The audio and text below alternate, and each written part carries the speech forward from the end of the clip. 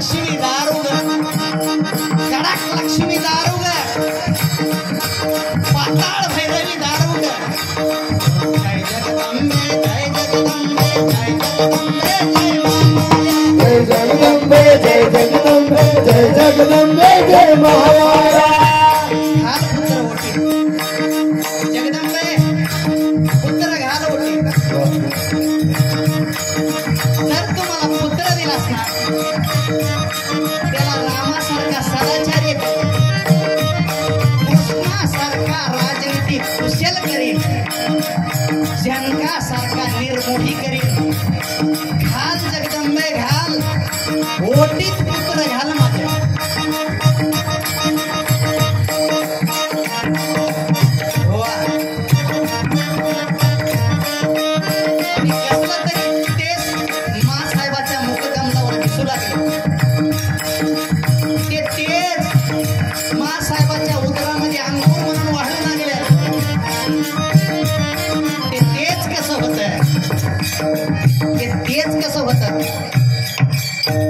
देवकीचे तेज दिशे जैसा सूर्य घामाघुमीचा काळ होता आणि कसल्या तरी एखाद्या सुरक्षित घरट्याची गरज होती आणि आठवण झाली गड शिवनेरी गडाला भक्कम तटबंदी होती गडाचं बांधकाम भारी होत हत्ती दरवाजामधून घुसल्यानंतर डाव्या बाजूला शिवाई देवीचं मंदिर होतं त्या देवीचं पाठबळ त्या गडाला होतं गेले निघून शहाजीराजे गेले आणि शिवनेरी गडावर दाखल झाले काही दिवस उलटून गेले आणि एका सुप्रभाती माझी जाऊ एका शिळेवर बसलेल्या आहेत आणि तिथं गडकऱ्याच्या पत्नी आल्या आणि सांगितलं मासाहेब ज्या वेळेस पासून तुम्ही गडावर आलात काय खायचं प्यायचं बोलला नाही तुम्ही काय तुम्हाला चांगलं खावंसं वाटतं काय या अवस्थेमध्ये माय माऊलीला चांगलं खावं वाटतं चांगलं प्यावं वाटतं सुगंधी सरबत घ्यावं वाटतं असं काही तुम्हाला वाटत नाही का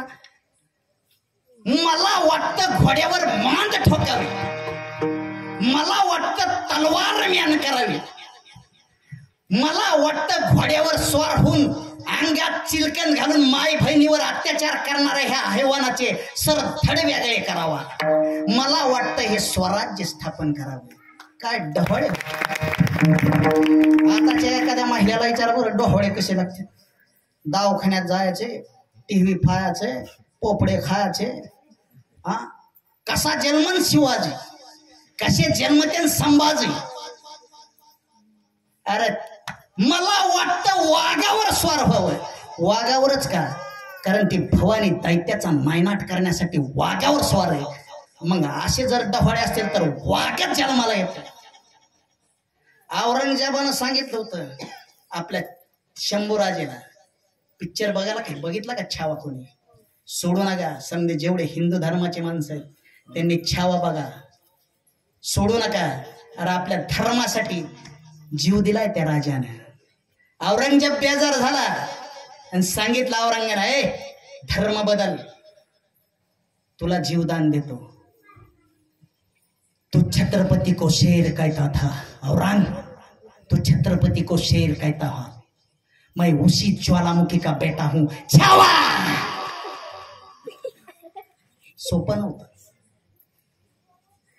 असे डहाळे म्हणजे काय चष्टा आणि ती जवळ आली फाल्गुन वद्य तृतीया शुक्ल नाम समस्त्र उत्तरायणात तिथी होती हस्त नक्षत्र आणि वार होता शुक्रवार 19 फेब्रुवारी 1630 साली भीमाशंकराच्या जटात नाणे घाटाच्या वाटात भवानीच्या करकरीत आशीर्वादानं आणि पांडुरंगाच्या आशीर्वादानं जन्माला शिव रुद्राचा अवतार सोप्या गोष्टी नाही रुद्राचा अवतार जन्माला आणि दूध बी असं पाजावं लागतं की वाघिणीचं दूध पाजावं लागतं त्या काळाला एक दासी होती आणि दासी दूध पाजण्यासाठी तिला बी लहान बाळ होतं आणि त्या दासीला दूध पाजण्यासाठी बाळराजाला सांभाळण्यासाठी ती दासी तिथं होती दासीनं बाळराजे रडायले म्हणून एक घोटभर दूध पाजले एक घोटभर मासाहेब पळत आल्या आणि दासीला ताड ताड ताड ताड ताड कानामध्ये लावल्या आणि बाळराजेच्या नरड्यामध्ये बोट घालून ओकून दूध बाहेर काढलं. दाशी जवळ आली, म्हणली राणी सरकार का मारलं मला? मासाहेबाच्या डोळ्यामध्ये पाणी आलं, म्हणले अगं बाई, दासीचं दूध पाजून ह्याला दास नाही बनवायचं, राणीचं दूध पाजून राजा बनवायचं. हे लहानपणापासून दिलेले संस्कार आहेत. विठोबा रकुमा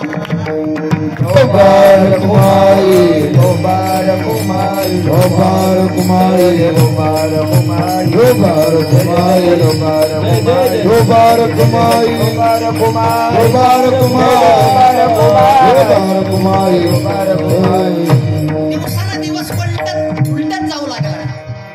बाळराजे मोठे होऊ लागले आणि बाळराजेला शस्त्रविद्या शिकण्यासाठी एका जाबाज वस्तादापाशी ठेवण्यात आलं.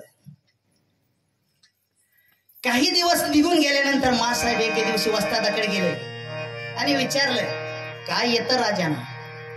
शस्त्रविद्या शिकण्यासाठी, तलवारबाजी शिकण्यासाठी, धनुर्विद्या शिकण्यासाठी, पट्टा शिकण्यासाठी एका जाबाज वस्तादाकडे राजे होते. आणि मासाहेब गेल्याने विचारलं, काय येतं राजाला? त्यावेळेस वस्तादानं राजांच्या हातात पट्टा दिला.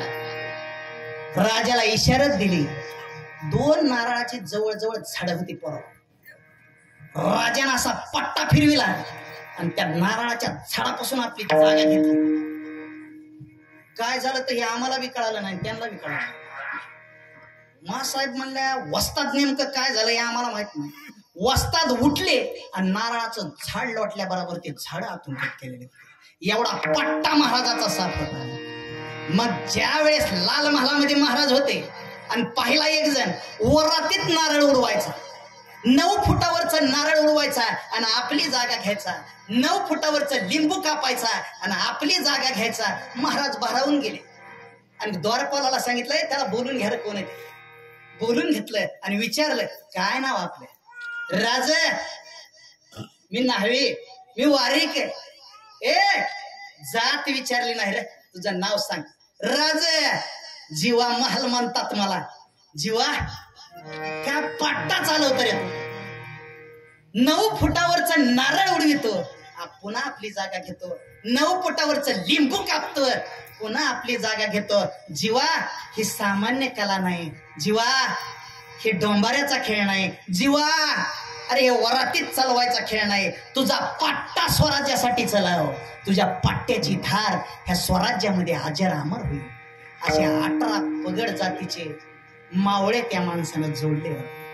मावळे जोडले, 18 पगड जातीचे मावळे जोडले, पूर्ण जाती एक केल्या. कशासाठी? स्वराज्य स्थापण्यासाठी. स्वराज्य स्थापण्यासाठी त्यांनी एक केले होते. स्वराज्य स्थापण्यासाठी त्यांनी एक केले होते.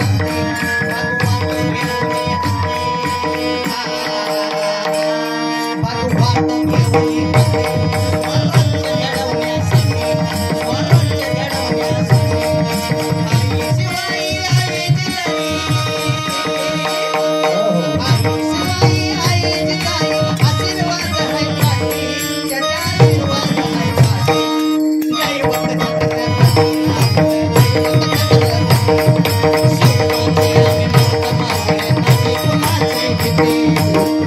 छत्रपती नामचे दैवत छत्रपती, शेवटे मावळे आम्हाला नाही कुणाची भीती.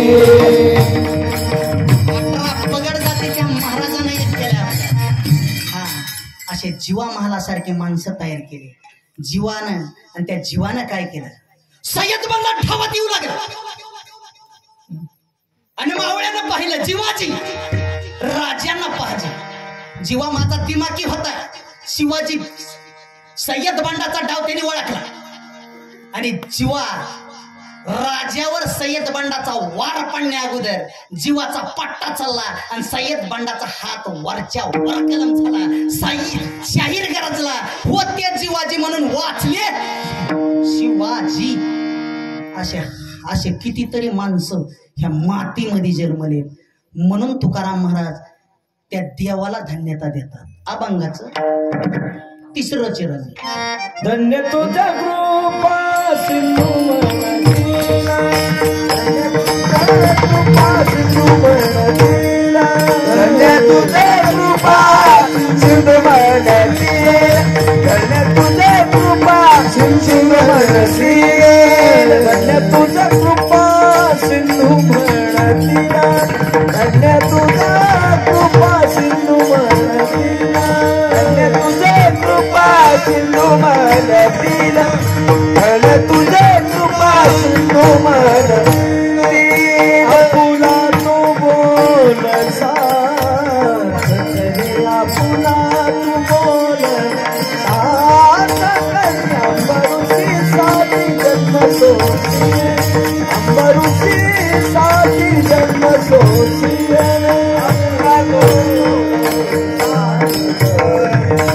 पुला तू अमरुची साथी जन्म सोचिये, अमरुची साथी जन्म सोचिये.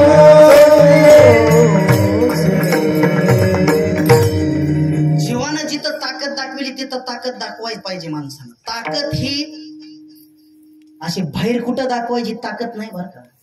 वेळ आल्यानंतर ती आतून बाहेर निघाली पाहिजे, ती खरी ताकद. नाही तर कुठं शेंबड्या कामाला ताकद वापरायची. 35 वर्षाचा गेला पण ह्या देशासाठी शहीद झाला, ताकद तिथं वापरायची. सप्त्याच्या निवेदनासाठी नाही कोणी धावणार. अक्षरदानी मच्छरदानी धापात लोकांची तानातानी दंग वातावरण. पहिला पळत पळत जातो, चिलीम साफ करतो, तिथं लोक ताकद छापतात.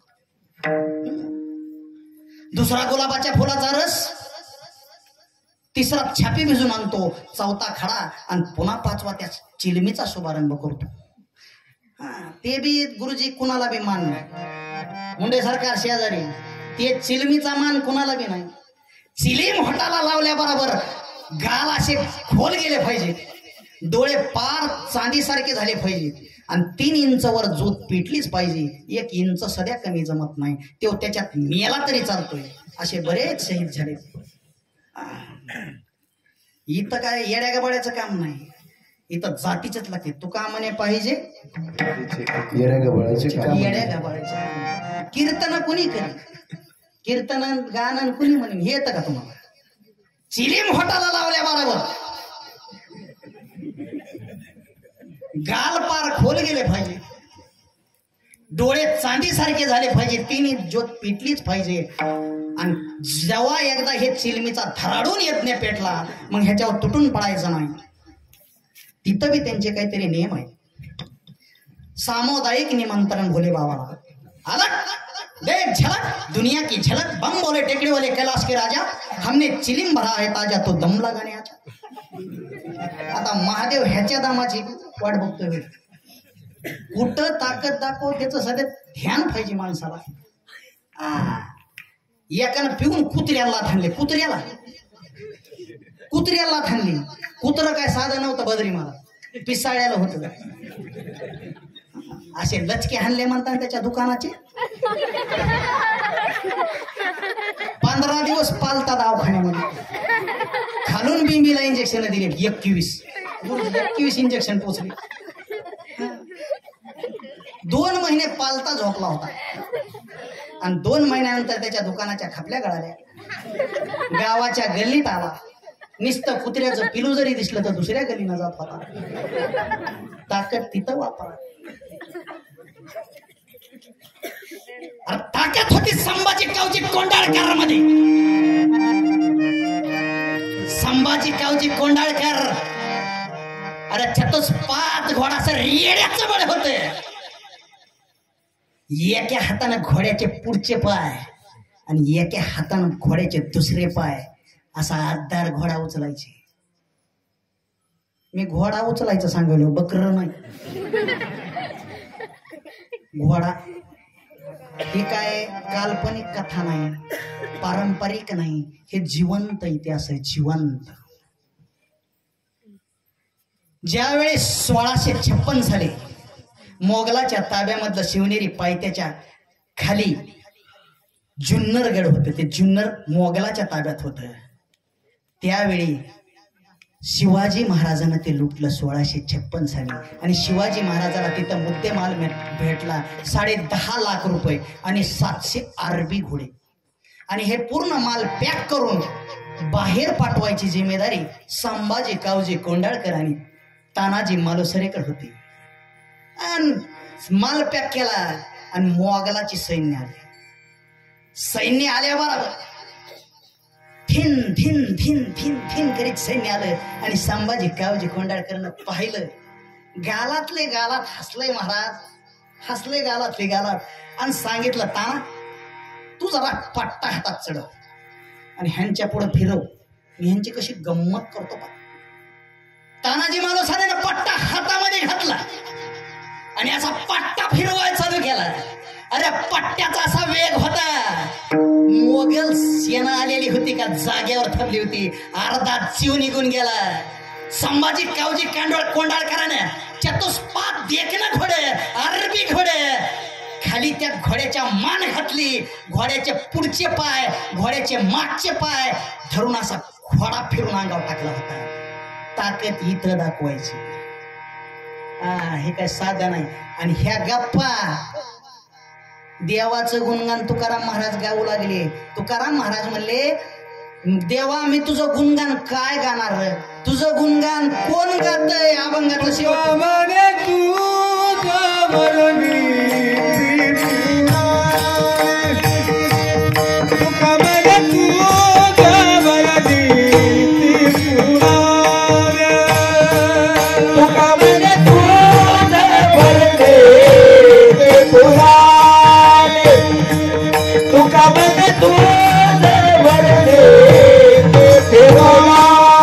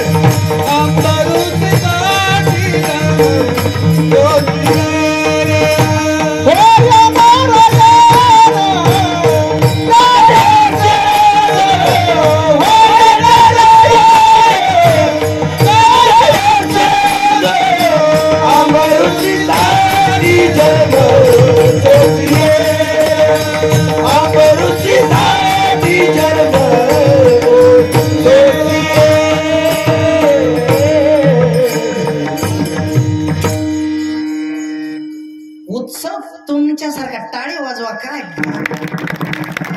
सोपं नाही का. वा बदली मला पारमत भेटलं. छान. 5 मिनिट जास्त झाले तर चालतील. अंबऋषी राजा, मी शेवटच्या चरणापर्यंत गेलो पण जरा एक मधलं चरण थोडस सोडतो. अंबऋषी राजा तुकाराम महाराज म्हणतात त्या अंबऋषीसाठी तू जन्म सुचले देवा. अंबऋषी राजा नेमका कोण होता? अंबऋषी राजा हा पुण्यवान होता. नवविधा भक्ती त्याच्या अंगामध्ये होते. एकादशीचं व्रत द्वादशीचं पारण नियमानं करणारा होता आणि अंबऋषी राजासारखा दयावानही कुणी नव्हता. एवढं पुण्य झालं त्या राजाला. राजाचं एवढं पुण्य वाढलं, इंद्राला समद्यात अगोदर भीती वाटते बघा. इंद्रदेवाला वाटलं देव आपलं सिंहासन देतो का काय कुणास. इंद्रानं काय केलं की आपल्या दुर्वास मुनीला सांगितलं तुम्ही ह्याचं जरा पुण्य कमी करा. ह्याचा नित्य नियम मोडण्यासाठी दुर्वास मुनी आले. दुर्वास मुनी काय लहान नव्हते. दुर्वास मुनी एवढ्या फळाचे मालक होते की 700 टाळकरी एकट्याच्याच फळामध्ये होते. मोठा माणूस होता. दुर्वास ऋषी आले एकादशी दिवशीच आले आणि म्हणले राजा मी तुझ्यापाशी एकादशीसाठी आलोय आणि पारणं फिडूनच जाणार आहे. म्हणजे एकादशीला बी खायचं आणि द्वादशीला बी टचून वाढायचं, ह्याच्यासाठी दुर्वास मुनी आले. आता एवढा मोठा 700 टाळकऱ्याचा फळकरी माणूस आंबुरुशी राजाकडे आला, पुण्यवान माणसाला आनंदच होणार. आज जर तुमच्याकडे मुख्यमंत्री आला 1,500 रुपये देणार, तुम्ही त्याला काय काय खायला घालता? खरं सांगा बरं, काय काय खायला घाल? तितका आनंद होईल का ना? आज सांगितलं मुख्यमंत्री उद्याच्याला मी जेव्हा येणार आहे, लाडक्या बहिणी काय साध्या ताट करते ना, साध्या राख्या बांधत्या, तोंडा सगळं राख्या बांधतात ना. दुर्वास मुनी म्हणले ठीक आहे. मग दुर्वास मुनीनं एकादश केली आणि ते म्हणले तिथंच झोपले. म्हणले द्वादशीचं आपण पारणं फिरू आणि पुन्हा व्यवस्थित गप्पा हाणू. सकाळी आदल्या दिवशी एकादश सोडली, झोपले तिथं आणि सकाळी 4 वाजताच कोंबडं ओरडलं, कुकू चिकू. आता कवा बी ओरडलं. दुर्वास मुनी जे गेले गंगेला आंघोळीला, आलेच नाहीत परत. आणि पारणं फेडायचं म्हणल्यानंतर दिवस निघायच्या आत पारणं फेडावं लागतंय. दुर्वास मुनीचे आहे ना गेले. आता जर दुर्वास मुनीच्या अगोदर जेवावं महाराज, अगोदर जर जेवावं तर अतिथीचा अपमान केल्याचं आपल्याला शाप लागेल. आणि जर नाही जेवावं तर आपला नित्यनेम भंग होईल. नारद मुनीला त्यांनी बोलावलं आणि नारद मुनीला सांगितलं, दे आता एवढं मोठं संकट आलं, तुम्हीच काहीतरी सांगा. नारद मुनी म्हणले सोपं आहे, तुमची भंग काहीच होणार नाही, फक्त एक तुळशी पान घ्या, तुम्ही खा आणि पाणी प्या, तुमचं पारणं फिटल. आणि दुर्वास मुनी सध्या नाराज व्हायचे नाहीत. पण ह्यांना काय करायचं होतं, त्यांचं पुण्य कमी करायचं होतं. दुर्वास मुनी यायच्या अगोदर त्यांनी तुळशीचं पान घेतलं, पाणी घेतलं. दुर्वास ऋषीला कळालं. दुर्वास ऋषी इकडे तनतन करीत आले. म्हणले माझ्या अगोदर पारणं सोडलंस? म्हणले नाही. पाया पडायला लागले आंबुरुष राजा, पाया पडायले अक्षरशः. नाही म्हणले मी नाही सोडलं. नाही तू मुद्दाम होऊन केलंस, मी तुला 10 जन्म गर्भवासाचं शाप देतो, म्हणजे 10 जन्म तू गर्भवास सहन करशील. अरे त्या नारायणाला कुठं देखवत असतं का? आपल्या भक्ताला विनाकारण त्रास व्हायला म्हणून त्या नारायणानं सुदर्शन सोडलं. दुर्वासा हा छळू आलंबरुसे, दुर्वासा हा छळू आलंबरुसे, दुर्वासा हा छळू आलंबरुसे, दुर्वासा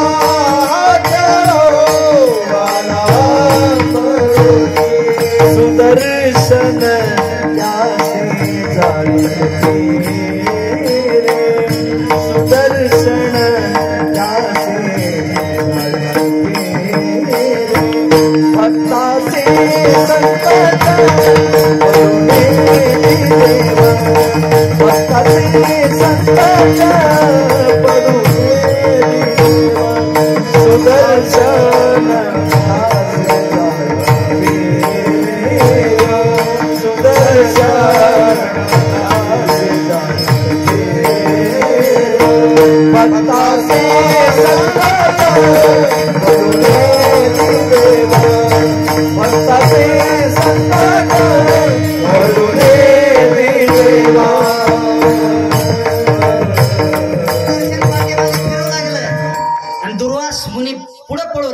सुदर्शन चक्र पाठीमागे त्यांचा पाठलाग करत होता. गेले ना महादेवाच्या पाया पडले, महादेवा ह्यांच्यापासून वाचवा. महादेव म्हणले मुनी हे माझं शस्त्र नाही बाबा, माझ्या हातात डंबरून त्रिशूल आहे, हे माझं ऐकत नाही. तिथून उठले, ब्रह्मदेवाकडे गेले. ब्रह्मदेव म्हणले हा बघ, एका हाताने आशीर्वाद, दुसऱ्या हातात पोती, आपलं हे ऐकत नाही. ज्याचं होतं त्याच्याकडे गेले, त्या नारायणाकडे. नारायण म्हणले ह्यांना वरदान दिलेलं आहे, एकदा माझ्या हातातून निष्ठलं की ते काम केल्याशिवाय वापस येत नाही. काय करतं मग आता ह्याचा उपाय, ज्याच्यासाठी सुटलं त्याने जर सांगितलं तर ते माझ्यापाशी येईल. दुर्वास मुनी गेले, आंबुरुशी राजाच्या पायावर पडले. आंबुरुशी राजा दयावानच होता, भक्तिवान होता. त्याने हात जोडले सुदर्शन चक्राला, आणि मी जर नारायणाचा खराच भक्त असेल तर तू नारायणापाशी परत जाशील. सुदर्शन चक्र परत गेलं. पण देवाला पंचायत पडली आता की माझ्या भक्ताला विनाकारण शाप दिलाय आणि ते 10 गर्भवासाचं दुःख माझ्या भक्ताला सहन करावं लागेल. अरे संकट येऊ देत नाही देव, मागे पुढे उभा राहते, मागे पुढे उभा राहे, सांभाळता घात निवारा, आधी घात निवारा, मागे पुढे उभा राहे, सांभाळता घात निवारा, आधी घात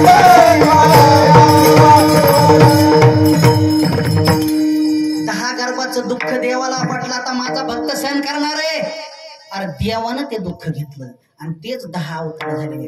मत्स्य अवतार, कुंभरा अवतार, वराह अवतार, नरसिंह अवतार, वामन अवतार, परशुराम अवतार, राम अवतार, कृष्ण अवतार, बौद्ध अवतार आणि आता जे जन्म होणार आहे का ते कल्की अवतार आहे. आणखीन अवतार संपले नाही त्या राजाचे. विठ्ठल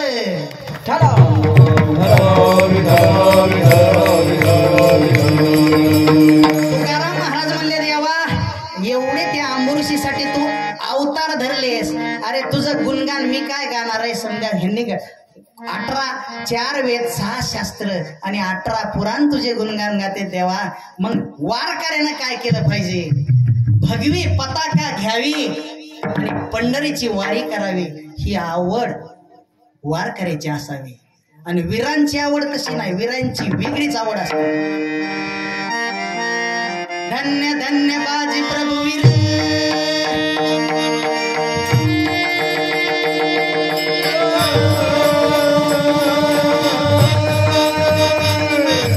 हार्मोनियम लावा द्या हार्मोनियम.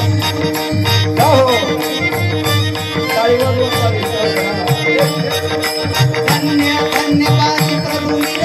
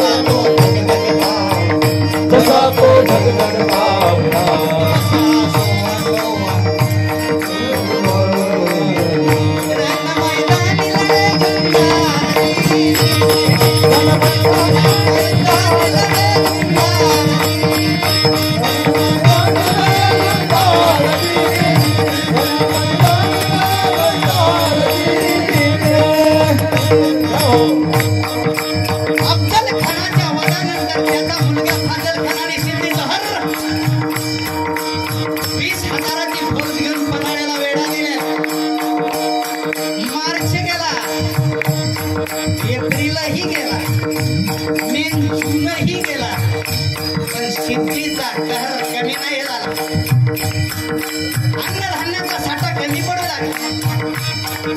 काय करावं हे महाराजाला सुताना घेतलं. पण शक्तीपेक्षा युक्ती महाराज याच समयाला आपल्यासारखा दिसणारा, आपल्यासारखा चालणारा, आपल्यासारखाच बोलणारा टाळ म्हणजे का शिवा काशीदाला बोलावून घेतला आणि विचारलं शिवा, हे शिवा आमचं रूप घेऊन सिद्धीला भेटायला जातोस. शिवा म्हणला होय राज जातो की. पण शिवा त्याचा परिणाम काय होणार आहे माहिती आहे तुला. होय राज मी जर सिद्धीला भेटायला गेलो तर सिद्धी मला जीवन देऊ देणार. अहो हे शिवा काशीत या फटव्यासाठी शिवाजी राजेसाठी आपले प्राण अर्पण करतो.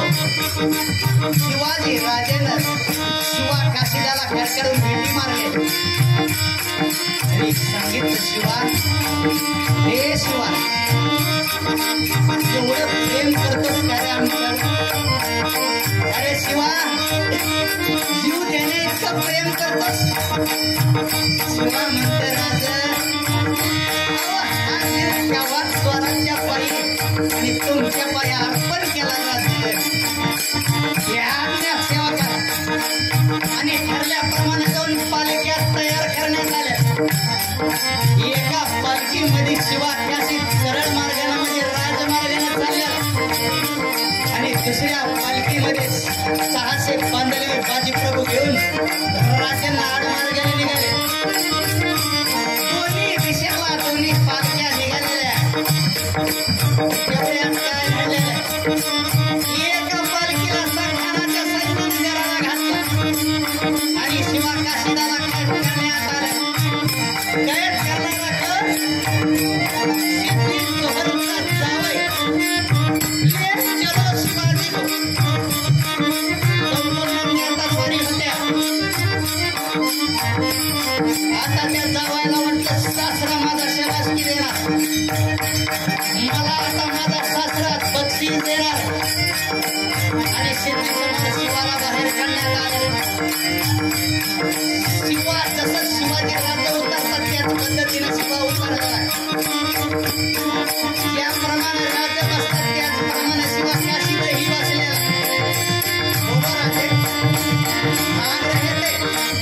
नहीं आपसे मिलने आ रहे हैं. बाबामध्ये शिवाजी राज्य बसतात या बाबामध्ये शिवा काशी बोलू लागल्या. पण जास्त बोलायचं नाही हे सत्य होतं. एवढ्यात एक बाहेरून नाचत आलं. खान साहब शिवाजी भाग गया, शिवाजी भाग गया. तो एक पण म्हणला आहे त्याला बाप बसलेला शिवाजीला पाहून शिवाजी भाग गया म्हणणारा गपचिपच बाहेर निघून गेला. बोलणं चालू होतं तेवढ्या दुसरा आलेला. खान साहब मैंने देखा अपने आंखों से शिवाजी भाग गया, शिवाजी भाग गया. तो ये कौन है तेरा चाचा? अरे क्या हो रहा है? और तीसरा कौन आता है? फजल खान, मेरे अब्बा जान के कातिल, मैं तुझे जान से मार डालूं. ये क्या बदतमीजी है फजल? शिवाजी राजे हमारे मेहमान है, मेहमान है राजे. फजल खानला बाजूला काढलेले एवढ्यात नव्हता आलेला. राजे खान साहब ये राजे नहीं, ये असली शिवाजी नाही, ये नकली शिवाजी आहे, नकली. आणि सिद्धीच्या चेहऱ्यावरचा हावभाव वेगळा झालेला. सिद्धी उठला. तुम कोण हो? शिवाजी राजे भोसले? नाही, शिवा काशी. बदतमीज, मी शिवाजी राजे भोसले नसून ह्या भगव्या झेंड्याचा शिपाई शिवा काशीद आहे. आणि तुझा काळ आहे तेवढ्या सिद्धीची तलवार ही शिवावर चाललेली आहे. शिवाच्या देहाचे तुकडे तुकडे झालेले आणि शिवाचा देह त्या स्वराज्याच्या कामी आलेला. खवळला सिद्धी. भागो पकडो शिवाजी. 20,000ची फौज शिवाजी राजेचा पाठलाग करू लागली. अरे हे 600 बांधलवीर बाजी प्रभू शिवाजी राजेची पालखी विशाल गडाकडे पळवतात. घोड्यांच्या टापांचा आवाज बाजी प्रभूच्या कानी येऊ लागलेला. घोडे सुसाट फिरायलेले सुसाट. अरे कशी बशी ज्याच्या पुढची घोडखिंड गाठली आणि बाजी म्हणतात राजा 300 बांधलवीर घ्या आणि गडसर करा. राजा म्हणतात नाही बाजी का, जीवाची बाजी करून आपण इथपर्यंत आलेलो. आम्ही निघून जावं तुम्ही इथं थांबावं हे आम्हाला शोभलं जात नाही. वेळेची मजागत समजावी राज. आऊ साहेबाला आम्ही शब्द दिला राजे. अरे शिवाजी राजेच्या केसाला धक्का म्हणजे बाजी आपला प्राण अर्पण करेल. पण काका फुलाजीला रायाजीला आणि ह्या पांडल भावाला मी सोडून जाणं. राज आतापर्यंत आम्ही तुमचा आदेश ऐकलंय राज. आता आमचं ऐकावं. गैरसर करा. तोफेचे 3 धडाके. अरे जोपर्यंत तोफेचे 3 धडाके होत नाही बाजी मारणार नाही आणि यातला एकही आत देत नाही. कसं होतं ते बाजी? राजा म्हणतात काका कदाचित आम्ही गैरसर करू काका, पण तुमचं जर काही बरं वाईट झालं तर मुला बाळाला अन्न पाणी देणार कोण? बाजी म्हणतात राजा आमच्यासारखे लाख मेलं तर चालतील पण लाखाला जगवणारा मात्र कुशीला जिवंत राहिला पाहिजे. कसं होतं ते बाजी? अरे 3 तास जोर आणि बैठका काढल्याशिवाय अंगातली राग जात नाही. 25 किलोचा मोजून पटकेला मांडी खेचायला होता. स्वराज्याच्या दुधावर पोसलेला हात आहे. कोणाची पिशात यायची. आणि बाजी म्हणतात मावड्याला हे माझ्या वाघानं तोपर्यंत राजगडावर पोहोचत नाही, तो फेचा जाळ होत नाही.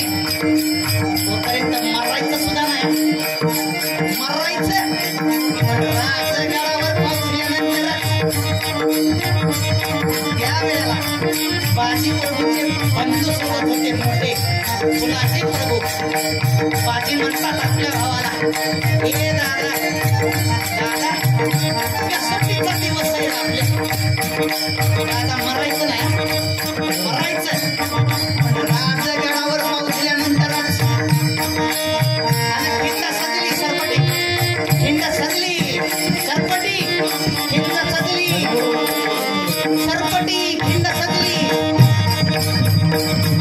आणि बाजीने आपली तलवार उंचवली, तलवार आणि गर्जना केली, ती गर्जना युद्ध सध्या झाली पाहिजे. हरे हरे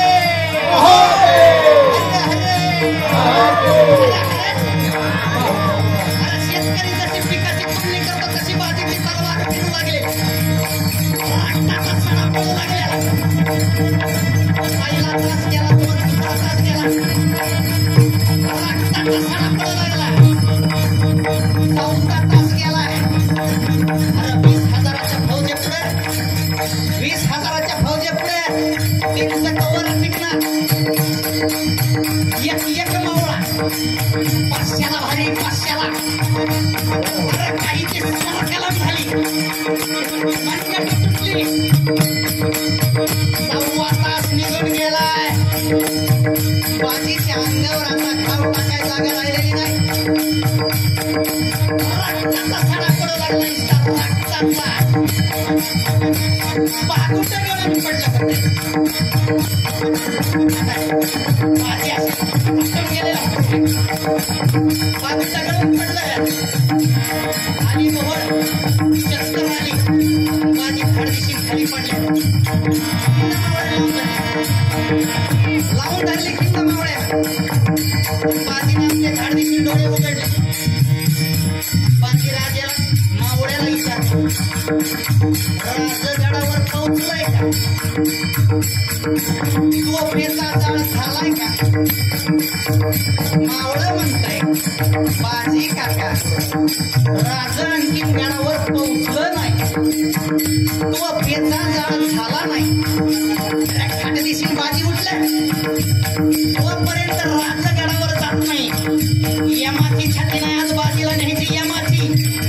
बाजीनं आपला 11 रूप धरलेला 11. उठला बाजी, हरे हरे हरे हरे. 11 रूप बाजीचं शत्रूला पाहिलं नाही. शत्रू बोलू लागला, या अल्लाह 100 हत्ती का बना गया है इसमें. अरे ये आदमी नहीं है, बब्बर शेर है, बब्बर शेर. ये आदमी नहीं है, खयाल शेर है, खयाल शेर. ऐसे तो अपनी फौज खत्म हो जाएगी. छुपकर वार करो इस पर, छुपकर. आणि नियमबाजानं बाजीवर वार धरलेला, वार टाकला. एवढ्यात राजा विशालगडावर पोहोचलेला. विशालगडाचे दरवाजे मोकळे झालेले आणि तोफ वाजविणारा होता. याला म्हणतात राज. अरे पाहतो काय, हे बघते तोफीला माझे बाजी काका खिंडीमध्ये आलेले उभा.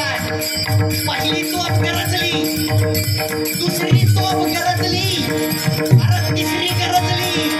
आणि ते तोफेचा जाळ माझ्या बाजी तोफला पाहिलेला. बाजी म्हणतात, यासाठी केला होता ठास, शेवटचा किस गोड हो. आणि साता साता 5,000 संपली. शत्रूचा वार जरा वर्णित वाचला. पाळी मारत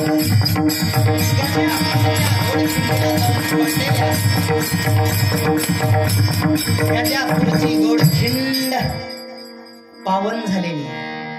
खऱ्या अर्थानं बाजी प्रभूच्या रक्तानंच त्या घोडखिंडीचा इतिहास बाजी प्रभूनं लिहिलेला आहे. काल आमचा मावळा गेला तर भगव्यात गुंडाळून यायचा, भगव्यात. आज आमचा जर शिपाई गेला तर तिरंग्यात गुंडाळून येतो, तिरंग्यात. अरे मरण कसं यावं माणसाला, मरण. एक तर हरीची भक्ती करीत असताना, नाहीतर देशाची सेवा करीत असताना.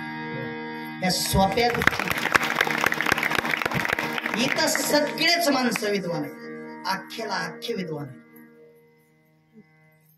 आणि माझं एक हुकत प्रत्येक वेळेस मी समध्याचे नाव घेतो, पण ज्यांनी मला ह्या स्टेज केलं, ज्यांनी मला हे स्टेज दिलं, ज्यांनी मला आशीर्वाद दिला, त्या गुरुजीचं मी नाव काय म्हणून गुरुचं विसरत असेल हेच मला कळत नाही. गुरुजी कोटी कोटी तुमचे मी माफी मागतो बाबा. ही काय साधी हसते नाही, हे कोणाच्या कीर्तनामध्ये वाजवित नाही. टाळी वाजवा गुरुजीसाठी. माझे गुरुजी पंडित संतोष गुरुजी थोरात लातूरकर ह्यांच्या चरणी मी नतमस्तक होतो आणि मला माफ करावा, त्यांनी चुकून नाव माझ्याकडून राहिलं. मला वाटतं थोडस गाऊनच त्यांचं मी. हे गुरु ब्रह्मा हे गुरु विष्णू,